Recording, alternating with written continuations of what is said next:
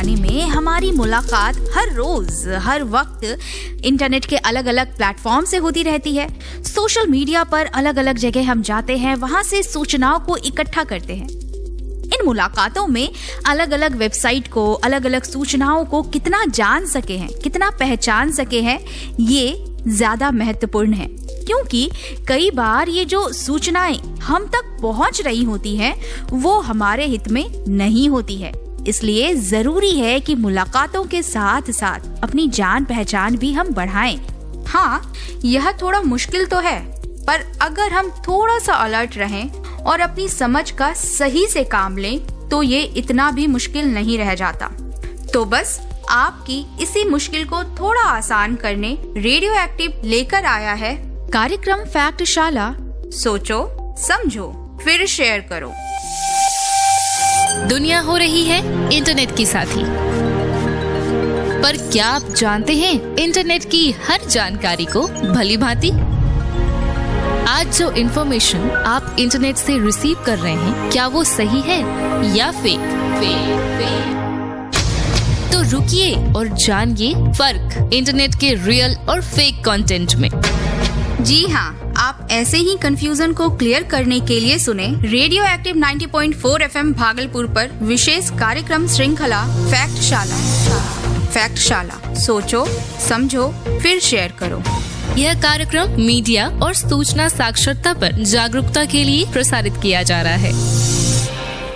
कार्यक्रम फैक्टशाला मीडिया और सूचना साक्षरता के पहल हेतु प्रसारित किया जा रहा है। फैक्टशाला गूगल न्यूज इनिशिएटिव के समर्थन से डेटा लीड्स द्वारा प्रायोजित एक समाचार और सूचना साक्षरता कार्यक्रम है। ये कार्यक्रम लोगों को गलत सूचना की पहचान करने और उनसे मुकाबला करने के साथ ही गलत सूचना के खिलाफ सावधान करने के लिए प्रमुख उपकरणों के साथ सशक्त बनाता है, विशेष रूप से कम साक्षरता वाले क्षेत्रों और अंतिम पायदान पर खड़ी जनता के बीच में। कार्यक्रम फैक्टशाला इंटरनेट उपयोगकर्ताओं को आत्मविश्वास के साथ ऑनलाइन सूचना और भरोसेमंद जानकारी को खोजने में मदद करता है। अरे राजीव, सुनना जरा। हाँ बोलो, क्या बात है? अरे यार, कल मैं क्लास नहीं आ पाई थी, तुम्हारा फिजिक्स का नोट्स चाहिए था। हाँ ठीक है, मैं दे दूंगा, लेकिन अभी जल्दबाजी में हूँ। कल ले आऊंगा। अभी रितेश से मिलने जा रहा हूँ। कौन? वो रितेश जिसको टीबी हुआ है? हाँ वही। उसके भैया फोन किए थे, बुला रहे थे। अरे यार, पागल हो गए हो? तुमको मालूम भी है टीबी कितना खतरनाक बीमारी होता है? तुमको भी हो गया ना, तो भुगतते रहना। कोई बहाना बना लो, मत जाओ। कौन दुनिया में हो तुम? पिछले 1 महीने से उसका इलाज चल रहा है। अब टीबी का बैक्टीरिया उसके थ्रू किसी को स्प्रेड नहीं हो सकता है, और कोई भी व्यक्ति जिसका टीबी का दवाई स्टार्ट हो गया है ना, उससे टीबी का बैक्टीरिया स्प्रेड हो ही नहीं सकता है। और वैसे भी टीबी होने के बाद किसी से मिलने के समय जो प्रोटोकॉल होता है ना, हमको मालूम है और फॉलो भी करते हैं जब भी रितेश से मिलते हैं। जी हाँ, अगर आप भी किसी बीमारी संबंधी कोई अंधविश्वास या अधकचरे ज्ञान के चक्कर में पड़े हैं, तो आपको अवश्य ही ध्यान देने की आवश्यकता है। स्वास्थ्य साक्षरता संबंधी सूचना और समाचार पर विस्तृत जानकारी के लिए सुने रेडियो एक्टिव भागलपुर पर एक खास कार्यक्रम फैक्टशाला, हर रविवार सुबह 11 बजे। सोचो, समझो, फिर शेयर करो। नमस्कार, मैं हूँ आपकी होस्ट और दोस्त आरजे यूबी, और मैं हूँ आरजे उज्जवल, और हम स्वागत करते हैं आपका फैक्टशाला सीरीज के तीसरे और अंतिम एपिसोड स्वास्थ्य साक्षरता में। तो चलिए एपिसोड की करते हैं शुरुआत।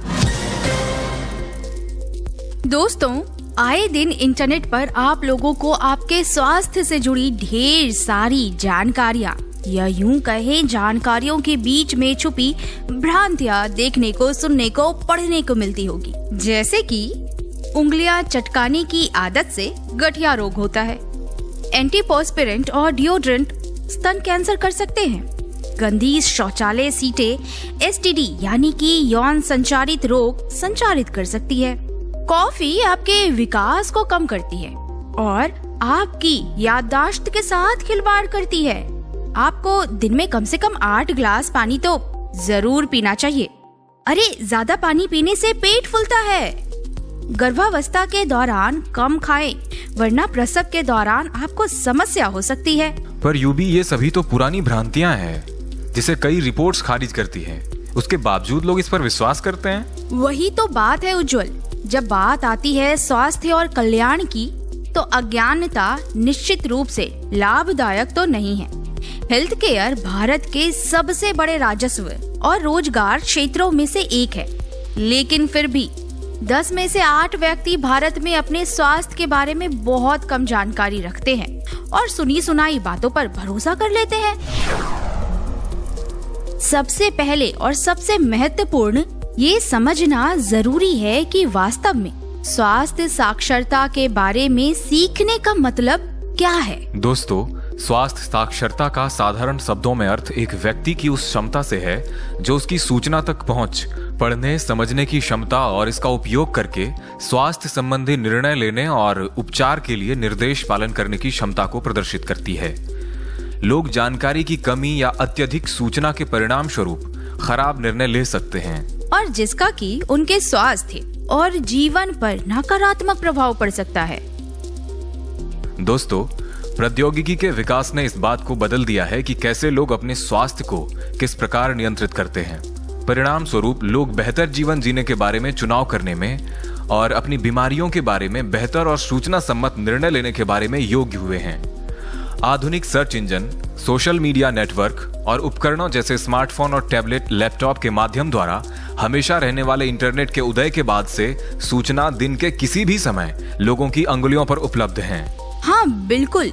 और उज्जवल, आजकल तो डॉक्टरों के बजाय इंटरनेट कई सारे लोगों के लिए सूचना का स्रोत बन गया है और सभी को लगता है कि इंटरनेट पर सारे सवालों के जवाब पाना कितना आसान है। जैसे कि बुखार होने पर क्या करें, मेरी हथेली पर ये लाल धब्बा विकसित हो गया है, मेरा बच्चा पूरी शाम उल्टी कर रहा है। इंटरनेट पर ऐसे सवालों की बाढ़ सी आ गई है और इस तरीके से लोग इंटरनेट पर अपने स्वास्थ्य से जुड़े सवालों का जवाब ढूंढकर खुद का इलाज करने की कोशिश करते हैं। खुद ही हर एक समस्या का निदान इंटरनेट पर ढूंढ लेते हैं। हाँ यूबी, वे इस जानकारी पर भरोसा करते हैं और डॉक्टरों या स्वास्थ्य संबंधी पेशेवरों से परामर्श करने से बचने के तरीके के रूप में प्रयोग में लाते हैं। डॉक्टरों की फीस, सार्वजनिक स्वास्थ्य सेवाओं तक पहुंच, कतारों में खड़े होना, वॉक इन क्लिनिक या आपातकालीन विभाग में पेशेवरों से सलाह लेने के लिए जाने के मुकाबले में इंटरनेट एक आसान विकल्प प्रतीत होता है। इस बात के बावजूद भी कि जवाब बिना उचित निदान के और असत्यापित है। जानकारी के प्रवाह में मौलिक रूप से परिवर्तन आया है और चिकित्सकों का अब रोगियों से संबंधित स्वास्थ्य संबंधी जानकारी पर नियंत्रण कम हो गया है। पर दोस्तों, ये जो आप ऑनलाइन स्वास्थ्य से जुड़ी जानकारियां इकट्ठी करते हैं और फिर उस पर यकीन भी कर लेते हैं, ये आपकी जिंदगी में आपके स्वास्थ्य से जुड़ी ढेर सारी ऐसी समस्याएं ला सकता है जो शायद कभी खत्म ना हो। इन सारी चीजों को रेगुलेट करना इतना आसान नहीं है।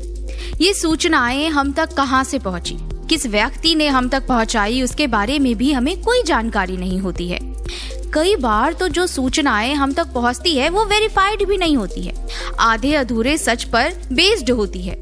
और आपके स्वास्थ्य से जुड़े कुछ सेंसिटिव मुद्दों पर तो कई बार ऐसे सनसनीखेज फॉरवर्ड्स आपको व्हाट्सएप पे देखने को मिल सकते हैं जिस पर आप आसानी से भरोसा कर लेते हैं और जिसकी वजह से आप अपने स्वास्थ्य से जुड़े कुछ महत्वपूर्ण निर्णय ले सकते हैं, या तो फिर आप अपने स्वास्थ्य से जुड़े कुछ जरूरी फैसले बदल सकते हैं जिसकी वजह से आपको भारी नुकसान का सामना करना पड़ सकता है।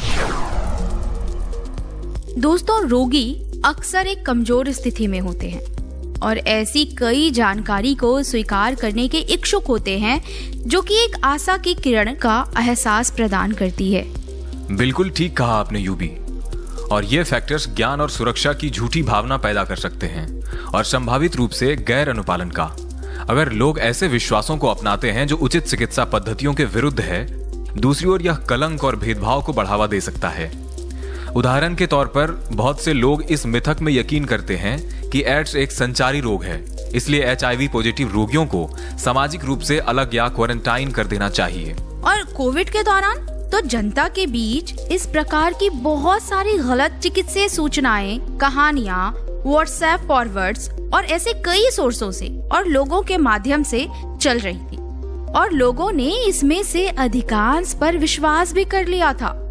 महामारी के दौरान बहुत सी भ्रामक सूचनाओं का फैलाया जाना, वो चाहे इलाज के बारे में हो या विषाणु के बारे में ही, स्वास्थ्य जागरूकता के बढ़ाए जाने को वर्तमान समय की आवश्यकता बनाता है। हाँ, ठीक याद दिलाया आपने। कोविड के समय तो झूठे इलाज, वैक्सीन के साइड इफेक्ट्स की ढेर सारी डरावनी कहानियां फैल रही थी और साथ ही निराधार दावे भी, जैसे कि नींबू के रस की कुछ बूंदें नाक में डालने से कोविड-19 ठीक हो जाएगा या टीके की वजह से धीरे धीरे मृत्यु हो जाएगी। पीड़ा और हताशा से प्रेरित अफवाहें और झांसे भारत में जुबानी और सोशल मीडिया दोनों पर जंगल की आग की तरह फैलकर देश का मानवीय संकट बढ़ा रहे थे। महामारी के दौरान स्वास्थ्य संबंधी गलत सूचनाओं ने लोगों को टीकों को अस्वीकार करने, सामाजिक स्वास्थ्य उपायों को अस्वीकार करने और अवैज्ञानिक उपचारों के लिए प्रेरित किया। गलत सूचनाओं के कारण स्वास्थ्य कर्मियों, एयरलाइन कर्मचारियों और अग्रिम पंक्ति के अन्य कार्यकर्ताओं, जिनको सार्वजनिक स्वास्थ्य कार्यक्रमों का भार सौंपा गया था, उनके खिलाफ उत्पीड़न और हिंसा हुई। दोस्तों, महामारी के अलावा भी अधिकांश बीमारियों के लिए हमारे आसपास ऐसे लोग हैं जो भय, गलत सूचना और सोशल स्टिग्मा फैलाते हैं। इसके कारण कुछ रोके जाने योग्य और साथ ही इलाज योग्य रोगों का भी इलाज संभव नहीं हो पाया है। लक्षण, कारण और उपचार का स्टीरियोटाइप करना, जैसे कि नमकीन खाने की लालसा, यानी कि आपके गर्भ में लड़का है, और अगर आपको मीठा खाने की चाह है तो इसका मतलब है कि आपके गर्भ में लड़की है। यूबी, यहीं पर तो स्वास्थ्य साक्षरता की आवश्यकता महसूस होती है। स्वास्थ्य संबंधी जानकारी की कमी आपके जीवन को संकट में डाल सकती है, तब जबकि उसे रोका जा सकता था यदि आप शुरू से ही सावधान रहते। आवश्यकता से अधिक चिकित्सा और बिना प्रिस्क्रिप्शन के स्वचिकित्सा आपके स्वास्थ्य के बारे में पर्याप्त जानकारी न होने के परिणाम हैं, जब आपको लगता है कि आप पर्याप्त जानकारी रखते हैं। खराब स्वास्थ्य विकल्प किसी एक व्यक्ति तक सीमित नहीं है।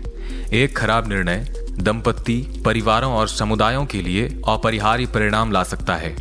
इसके अतिरिक्त गलत सूचना के और भी परिणाम हो सकते हैं, जो कि हो सकता है आकलन करने में कठिन हो। उदाहरण के लिए, गलत सूचना या धारणा बना सकती है कि किसी विषय पर कोई आम सहमति मौजूद नहीं है, या सूचना के आधिकारिक स्रोत विश्वसनीय नहीं है, जो उदासीनता, भ्रम और अविश्वास की भावनाएं पैदा कर सकती है। यह तब व्यक्तियों को स्वास्थ्य संबंधी जानकारी प्राप्त करने में खुद को अलग करने, स्वास्थ्य देखभाल में लापरवाही या ऐसे निर्णय लेने के लिए प्रेरित कर सकती है जो उनके स्वास्थ्य के लिए हानिकारक हो। दोस्तों, अलग अलग शोधों से ये पता लगता है कि जिनके पास स्वास्थ्य साक्षरता के बारे में जानकारी निम्न है, वो अक्सर अपने स्वास्थ्य के बारे में या फिर किसी के स्वास्थ्य के बारे में भी कोई जानकारी देते हैं तो वो ज्यादातर गलत ही पाए जाते हैं। इसलिए जरूरी है कि आप स्वास्थ्य के बारे में जानें। दोस्तों, स्वास्थ्य साक्षरता के 3 मुख्य स्तंभ हैं, जिनके नाम हैं, पहला है स्वास्थ्य जानकारी प्राप्त करने की क्षमता, जिसमें आप स्वास्थ्य के बारे में जानकारी इकट्ठा करते हैं और ये जानते हैं कि कहां से सही जानकारी आप प्राप्त कर सकते हैं। दूसरा है कि इकट्ठी की गई जानकारी को ठीक से समझने की क्षमता, जिसमें आपने जो जानकारी एकत्रित की अलग अलग जगहों से, उन्हें आप समझें। अगर आप ठीक से समझेंगे तो ही आप उसे ठीक से लागू कर सकेंगे। जी हाँ।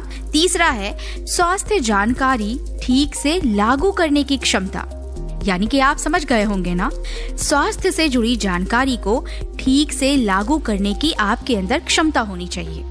स्वास्थ्य संकट के दौरान विश्वसनीय सूचना स्रोतों और सेवाओं तक पहुंच आम जनता को स्वास्थ्य देखभाल और निवारक निर्णयों में भाग लेने में सक्षम बनाने के लिए महत्वपूर्ण बन जाती है। हालांकि सोशल मीडिया पर बिना किसी व्यापक जांच के सेहत से जुड़ी जानकारियों की भरमार आम जनता के लिए सही सूचना की पहचान मुश्किल बना देती है और इस प्रकार प्रभावी सार्वजनिक स्वास्थ्य प्रतिक्रिया को बाधित करती है। सर्वेक्षण और जनसंख्या की डिजिटल स्वास्थ्य साक्षरता स्तर में सुधार भविष्य की इन्फेडेमिक की तैयारी के लिए भी आवश्यक है। दोस्तों, जिस तरीके से लिखना और पढ़ना जरूरी माना जाता है, उसी तरीके से आज के डिजिटल युग में जरूरी है कि आप पहचाने और समझे ई स्वास्थ्य मीडिया साक्षरता को। डिजिटल स्वास्थ्य और मीडिया साक्षरता को आजीवन आवश्यक दक्षताओं के रूप में देखा जाना चाहिए, जो एक बार हासिल कर लेने के बाद स्वास्थ्य संबंधी किसी भी मामले में उपयोगी हो सकता है। तभी हम लोगों को बेहतर तरीके से स्वयं को पहचानने और खुद को गलत सूचनाओं से बचाने और अपने स्वास्थ्य के बारे में सही सूचना के आधार पर निर्णय लेने में सक्षम बना पाएंगे।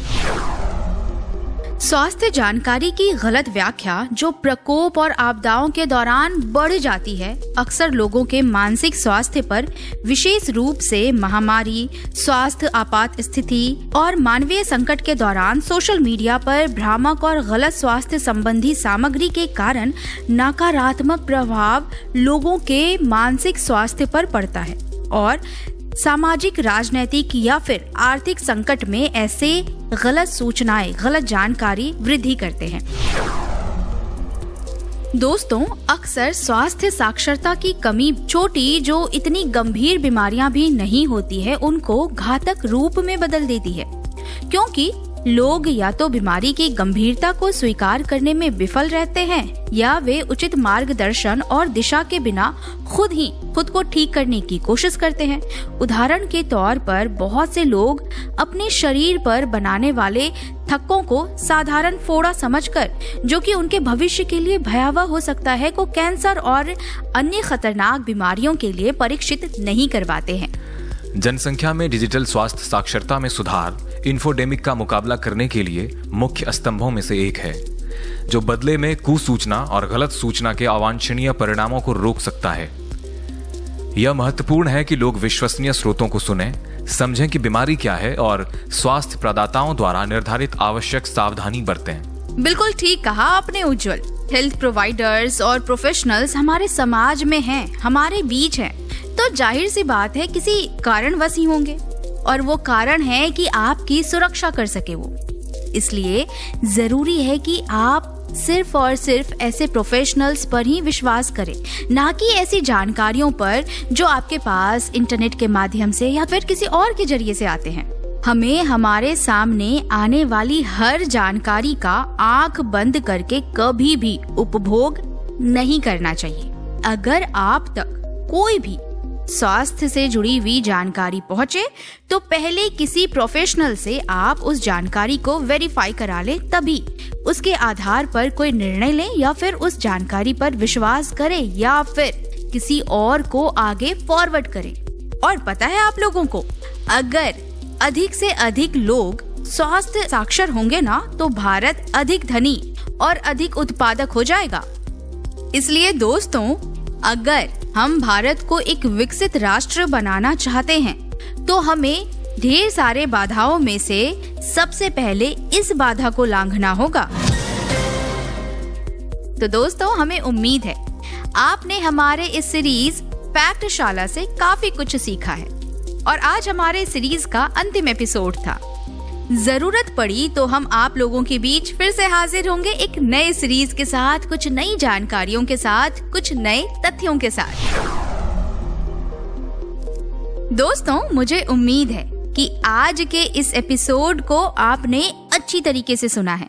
तो आप लोगों के लिए एक सवाल है, और आज का सवाल है, यदि आप अपने दोस्तों या परिवारों के साथ स्वास्थ्य साक्षरता उपाय साझा करना चाहते हैं और उभरते स्वास्थ्य संबंधी गलत सूचना के बारे में जागरूकता पैदा करना चाहते हैं, तो आप उनके साथ क्या सुझाव साझा करेंगे? तो चलिए आपको ये तो बता दूं कि आज के एपिसोड के जवाब को आप हम तक कैसे पहुंचा सकते हैं। तो बिल्कुल, आप जवाब को हम तक पहुंचा सकते हैं हमारे ऑफिशियल व्हाट्सएप नंबर के जरिए से। हमारा ऑफिशियल व्हाट्सएप नंबर है 7549889911। इस नंबर पर आपको आपके जवाब को ऑडियो फॉर्म में भेजना है। आपको आपके जवाब की शुरुआत करनी है आपके नाम के साथ, फिर आपको अपना पता बोलना है और उसके बाद आप अपनी समझ के अनुसार सही जवाब को हम तक भेजें। ध्यान रहे, आपको जवाब को टाइप करके नहीं पहुंचाना है, आपको जवाब सिर्फ और सिर्फ ऑडियो फॉर्म में ही हम तक पहुंचाना है और जिनका भी जवाब होगा सही और सटीक, उन्हें चुना जाएगा एक बहुत ही प्यारे से सरप्राइज के लिए। मुझे विश्वास है कि आपने हमारे हर एक एपिसोड को बड़े ही ध्यान से सुना है, तभी तो आपने हम तक इतने सारे सही जवाब पहुंचाए। फिर भी गलती से आपने हमारे किसी भी एपिसोड को मिस कर दिया है तो आपको घबराने की जरूरत बिल्कुल भी नहीं है। जब भी आपकी मर्जी हो, आप हमारे ऑफिशियल YouTube चैनल पर जाइए और हमारे फैक्टशाला के हर एक एपिसोड को सुन डालिए। हमारे ऑफिशियल YouTube चैनल का नाम है 90.4 FM रेडियो एक्टिव भागलपुर। और हाँ, अगर आप हमारे YouTube चैनल पर जा ही रहे हैं तो उसे सब्सक्राइब करके बेल आइकन दबाना बिल्कुल भी ना भूलें। तो चलिए अब हमें दीजिए इजाजत। मिलेंगे हम फिर कभी किसी नए सीरीज के साथ। नमस्कार। नमस्कार। दुनिया हो रही है इंटरनेट की साथी, पर क्या आप जानते हैं इंटरनेट की हर जानकारी को भली भांति? आज जो इन्फॉर्मेशन आप इंटरनेट से रिसीव कर रहे हैं, क्या वो सही है या फेक? तो रुकिए और जानिए फर्क इंटरनेट के रियल और फेक कंटेंट में। जी हाँ, आपकी इसी कंफ्यूजन को क्लियर करने के लिए रेडियो एक्टिव 90.4 FM भागलपुर लेकर आया है रेडियो सीरीज फैक्टशाला, जो बताएगा आपको आपके द्वारा रिसीव की गई जानकारियों को चेक करने के तरीके। यह कार्यक्रम फैक्टशाला की तरफ से मीडिया और सूचना साक्षरता पर जागरूकता के लिए प्रसारित किया जा रहा है।